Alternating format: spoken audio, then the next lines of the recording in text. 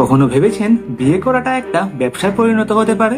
আজ্ঞে হ্যাঁ, ইনি হলেন ডাইভোর্স কিং কেভিন ফেডারল্যান্ড। ইনি ডাইভোর্স দিয়ে দিয়ে কয়েকশো কোটি টাকার মালিক হয়ে গেলেন। তবে উনি কোনো উকিল না যে লোকজনের ডিভোর্স করিয়ে করিয়ে আজ ওনার এত অর্থ সম্পদ হয়েছে। মূলত ওনার প্রথম স্ত্রী ছিলেন American singer Britney Spear. Kevin ব্রিটনির সঙ্গে 2004-এ বিয়ে করে, কিন্তু 2007-এই ডিভোর্স দিয়ে দেয়। এখন যেহেতু ব্রিটনি খুবই ধনী সিঙ্গার ছিলেন, সেহেতু কেভিনকে ডাইভোর্সের এলিমনি হিসাবে 100 কোটি টাকা দেওয়া হয়। সঙ্গে বাচ্চার মেনটেন্যান্স হিসাবে 32 লক্ষ টাকা ও এখনো পায়। এরপরে উনি বিজনেস উমেন ভিক্টোরিয়া প্রিন্সকে বিয়ে করেন। এই বিয়ে 2013 থেকে 2022 পর্যন্ত চলে। এখন ডিভোর্সের সময় কেভিন আবারও পায় 40 কোটি টাকা, সঙ্গে সারা জীবন পর্যন্ত বিজনেসের প্রফিট থেকে শেয়ার। এরপর আবারও কেভিন সারা মার্শালের সঙ্গে 2022-এ বিয়ে করেন, কিন্তু 2024-এ আবার ডিভোর্স হয়ে যায়, যার ফলে কেভিন আবারও 25 কোটি টাকা পায়। সঙ্গে কেভিন সারা জীবন সারা মার্শালের পৈতৃক রাজপ্রাসাদে থাকার অর্ডারও কোর্ট থেকে বের করে নেয়।